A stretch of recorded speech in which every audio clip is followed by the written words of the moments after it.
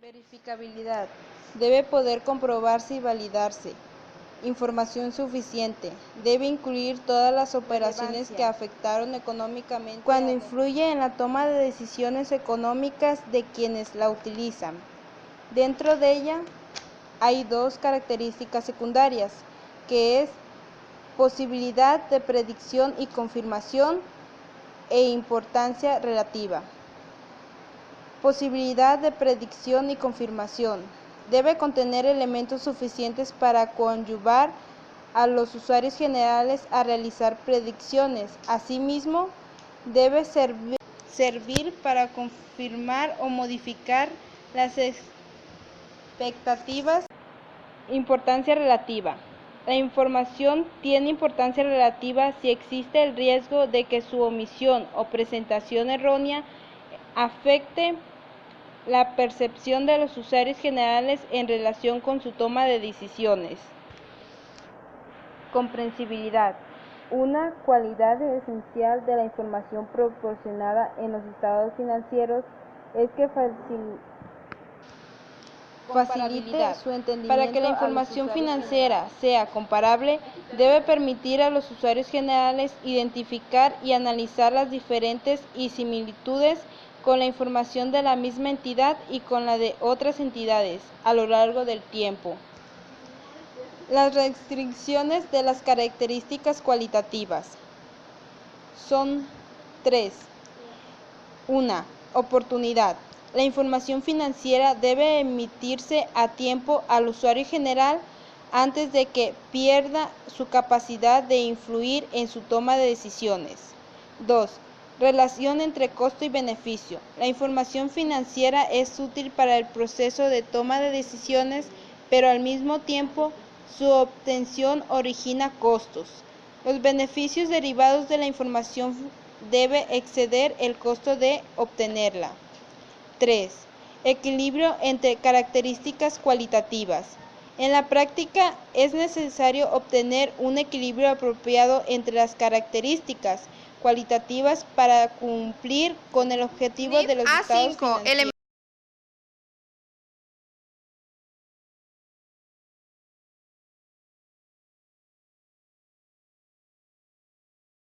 Elementos básicos de los estados financieros.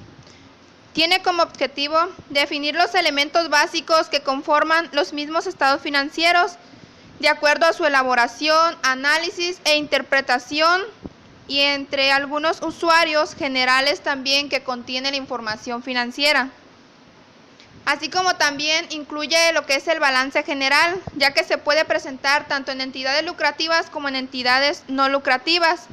Algunos elementos que contiene son activo, pasivo y capital contable o patrimonio contable. Ya que el activo es un recurso controlado por la entidad, puede ser identificado, cuantificado en términos monetarios, del cual se esperan beneficios económicos en el futuro. Los tipos de activos son efectivo y equivalentes, derechos a recibir efectivo y equivalentes, derechos a recibir bienes o servicios, bienes disponibles para la venta, su transformación y posterior venta, bienes destinados al uso para su construcción y posterior uso, así como también aquellos que participan en lo que corresponde al capital contable o patrimonio contable dentro de las entidades. El pasivo es una obligación virtualmente ineludible, identificada y también puede ser cuantificado en términos monetarios, ya que incluye una disminución futura. Los tipos de pasivos son obligaciones de transferir efectivo y equivalentes, obligaciones de transferir bienes o servicios, obligaciones de transferir instrumentos financieros. El capital contable o patrimonio contable. Se hace decir que el capital contable se presenta en entidades lucrativas y el patrimonio contable en entidades con propósitos no lucrativos. Los tipos de capital contable son contribuido, lo cual es formado por aportaciones de los propietarios, El capital ganado es formado por las utilidades y pérdidas integrales que se generan en la entidad, y el patrimonio contable se divide de tres formas. Puede ser restringido permanente, el cual expira con el paso del tiempo. El patrimonio restringido temporalmente es limitado por los patrocinadores con el paso del tiempo o porque ya ha cumplido los propósitos establecidos, y el patrimonio no restringido no tiene restricciones. El estado de resultados y estado de actividades. Dentro de ello, el estado de resultados es emitido por entidades lucrativas, incluyendo los ingresos, costos, gastos, utilidad o pérdida neta. Estado de actividades es emitido por entidades no lucrativas y contiene lo que son ingresos, costos y cambio neto en el patrimonio contable. El ingreso es un incremento de activos o decremento de pasivos. Tipo de ingresos puede ser de manera ordinaria y significa que son propios del giro de la entidad, ya sean frecuentes o no. No ordinaria significa que no son propios del giro de la entidad, ya sean frecuentes o no. Así como también se menciona lo que es una ganancia. Es un ingreso que por su naturaleza debe reconocerse deducido de costos y gastos. Costos y gastos son decrementos de activos o incrementos de pasivos. Tipos de costos y gastos. Pueden ser de manera ordinaria, ya que se derivan de operaciones usuales, es decir, son propios del giro de la entidad, ya sean frecuentes o no. No ordinarios.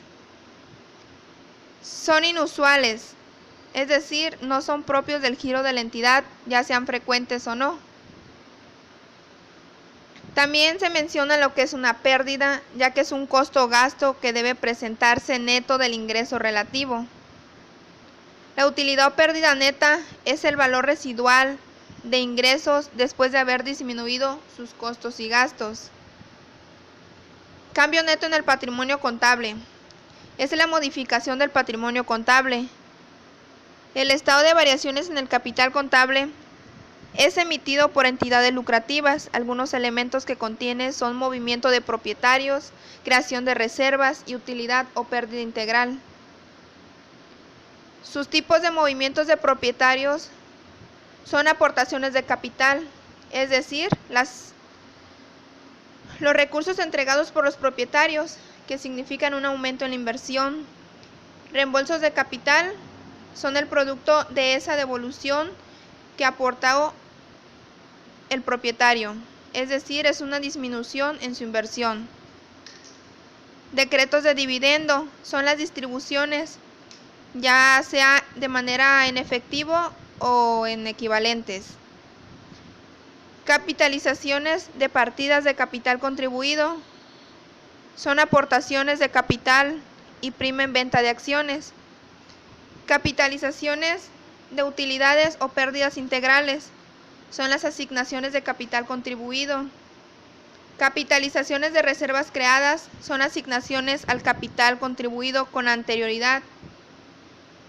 Como siguiente punto tenemos la creación de reservas, ya que es una segregación de utilidades netas acumuladas por los mismos propietarios de la entidad.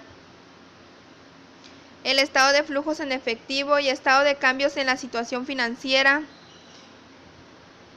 Se dice que se puede dividir en origen y aplicación de recursos. En origen de recursos se hace decir que son los aumentos de efectivo, pueden ser de manera de operación o de inversión.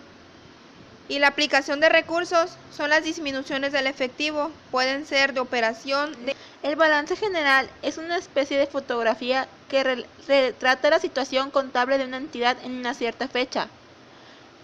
Al retratar la situación contable de una entidad en una cierta fecha, la cual se puede dividir en tres partes. 1. Activos, son los recursos con los que cuenta la entidad. 2. Pasivo, son las deudas de la entidad. Y 3. Capital contable, es el patrimonio de los accionistas. La manera en que la entidad ha utilizado o aplicado los recursos para alcanzar sus fines y las estructuras de sus fuentes de financiamiento, ya sea internas o externas. Muestra información relativa sobre los recursos y obligaciones financieros de la entidad a una fecha determinada. Está integrado por 3 rubros: activo, pasivo y capital. El activo es un generador de beneficios futuros fundamentales esperados. El pasivo son las obligaciones de pagar en el futuro y el capital la obligación de reembolsar o distribuir a los socios sus derechos en el futuro. De su análisis e interpretación podemos conocer, entre otros aspectos, la situación financiera, solvencia, liquidez, rentabilidad, etc. El balance general se elabora con los saldos de las cuentas del activo, pasivo y capital, que se obtienen al finalizar el ejercicio, y emplea en el cuerpo una serie de renglones y columnas para mostrar debidamente valuadas y presentadas. El estado está conformado por el encabezado, que contiene el nombre, razón o denominación social de la entidad, la designación de un estado de posición financiera y la fecha en la cual se formula.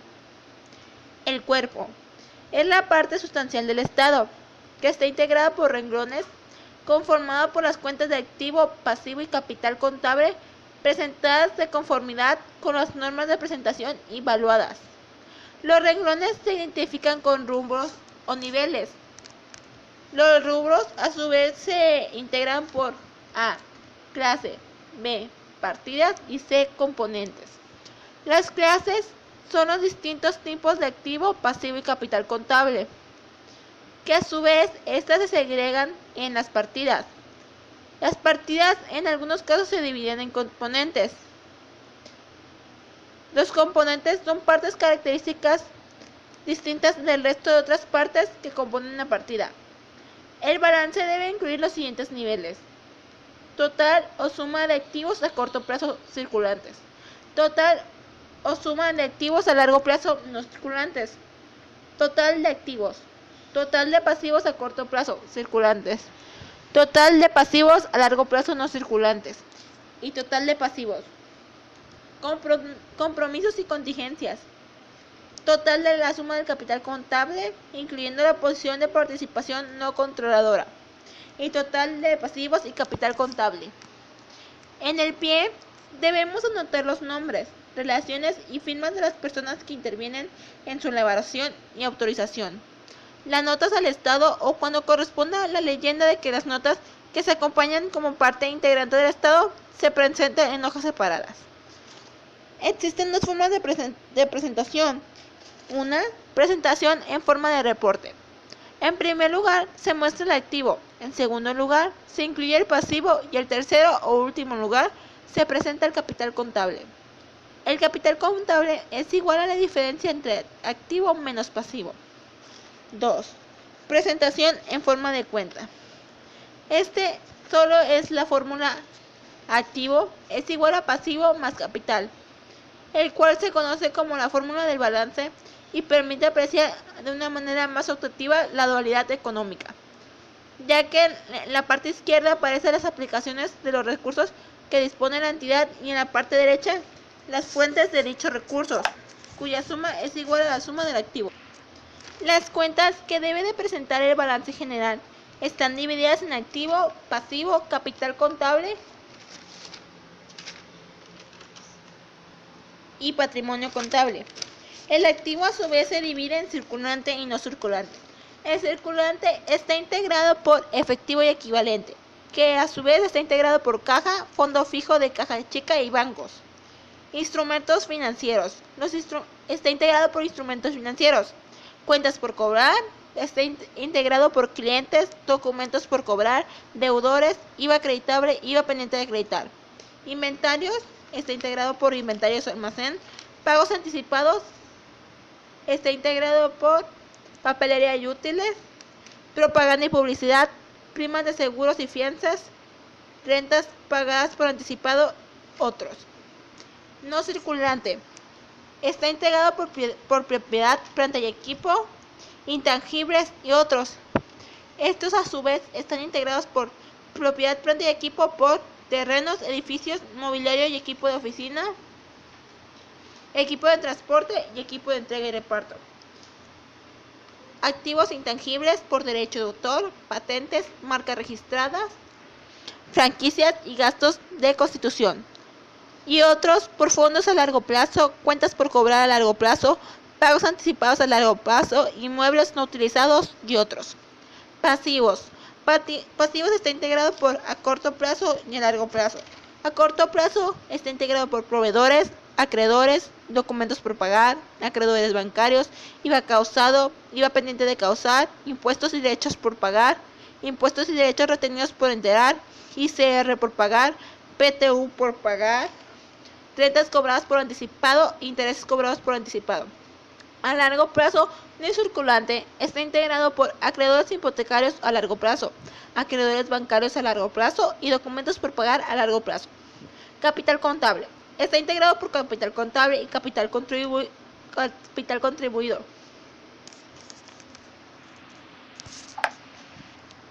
Capital contable.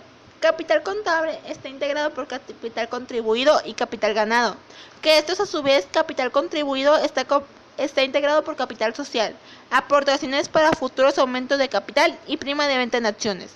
Capital ganado está integrado por utilidades integrales acumuladas, pérdidas integrales acumuladas o reservas.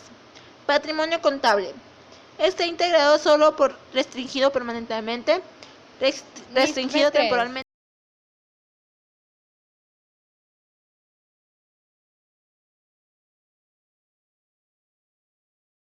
Objetivo. Establecer las normas generales para la presentación y estructura de estados de resultados integral, requerimientos y las normas de revelación. Alcance. Normas de presentación. La información contenida en los estados de resultados integral es útil al usuario general para contar con elementos de juicio respecto a esta información, a nivel de eficacia operativa, rentabilidad, riesgo financiero, grado de solvencia, establecida financieramente y en liquidez de la entidad. Estructura de estados de resultados integral.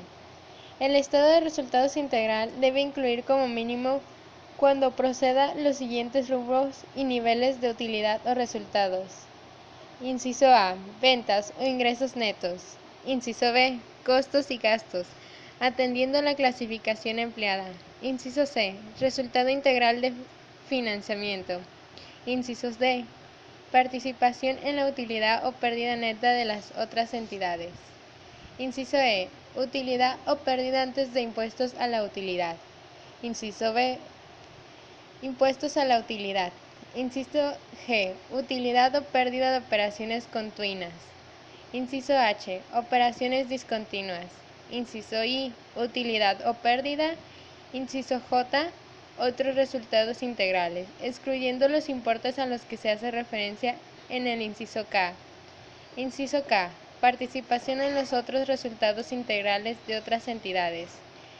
Y por último, inciso L. Resultado integral.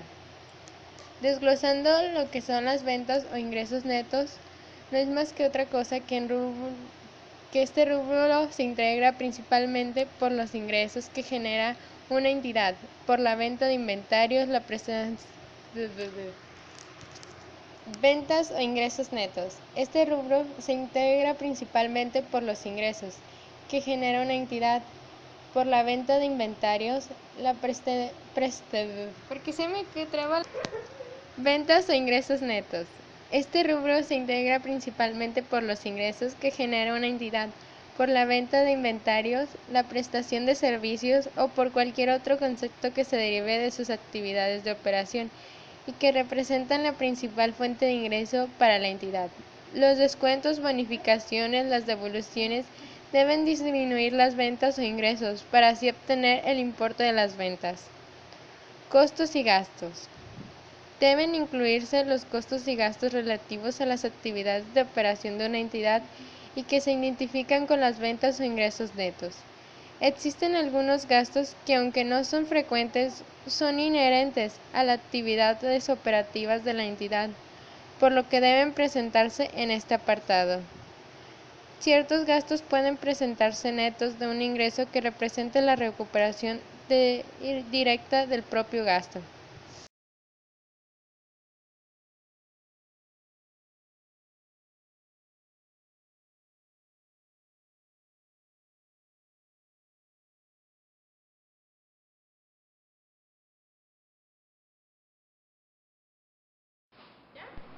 Para mayor entendimiento de los temas que hemos visto, quisimos entrar un poco más a lo práctico.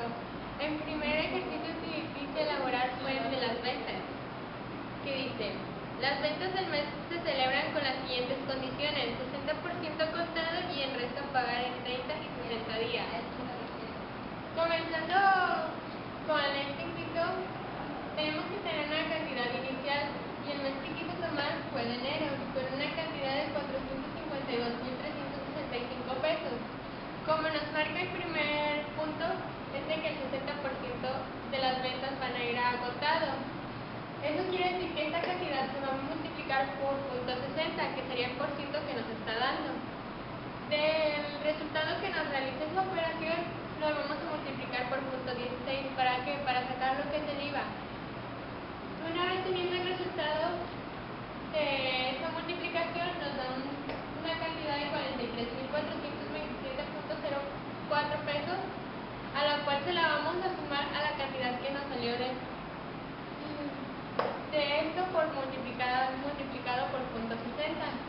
La suma de esas dos cantidades nos da un total de 314.846.4 centavos. Ese sería el primer punto, que sería el 60% a contado. El segundo punto, que dice que es por 40%,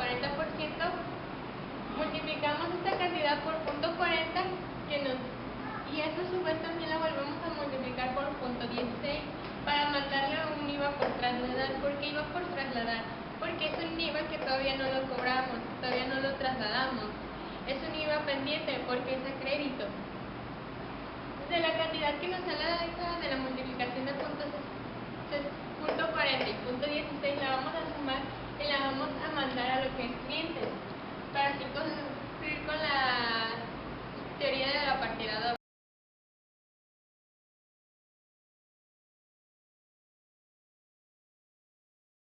A continuación les voy a explicar un ejemplo de alguna compra que realizamos en empresa por 236.254 pesos. A ello le sacamos el 16% y nos da una cantidad de 37.800.64. Ya una vez sumado la compra con el IVA, nos da un total de 274.054.64. Por lo tanto, la compra pertenece a un cargo por 236.254, es decir, la cantidad por la cual compramos.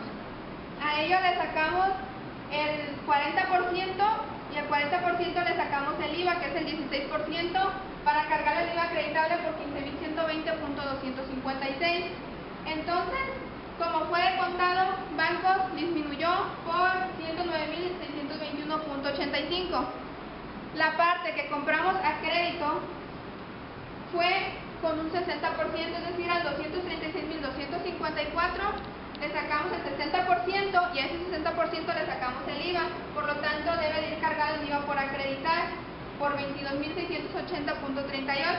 A ello le hicimos la suma de la compra más el IVA por acreditar, y como fue a crédito, nuestra compra, el 60% se abona con 164.432.78.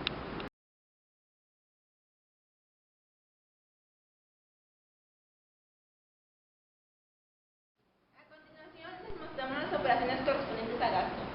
Tenemos luz, que es 380, le sacamos el IVA, son 60.8, sumamos 380 y 60.8 que corresponde al IVA y lo abonamos a los bancos, que son 440.8.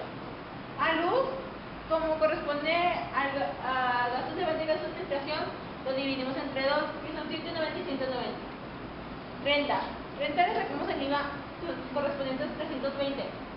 La suma de los dos se va abajo por 2.320. La renta, los 2.000 pesos los dividimos entre dos y los mandamos a gastos de venta y gastos de administración. Teléfono.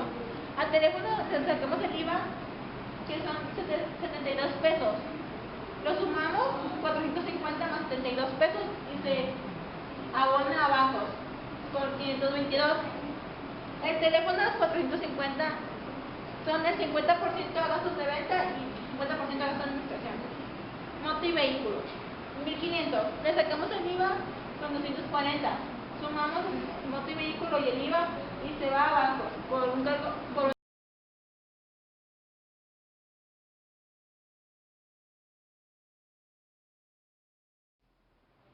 último ejemplo, vamos a pagar lo que es el IVA.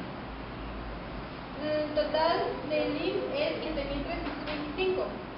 En gasto de venta se va a ir cargado 4.020 porque son 3 trabajadores. En gasto de administración se va a ir cargado 2.680 porque son 2 trabajadores. Y vamos a retener lo que es el impuesto por pagar, que son 625. Y se va a ir abonado a bancos 7.325 porque es a cargo de la empresa, porque son sus trabajadores.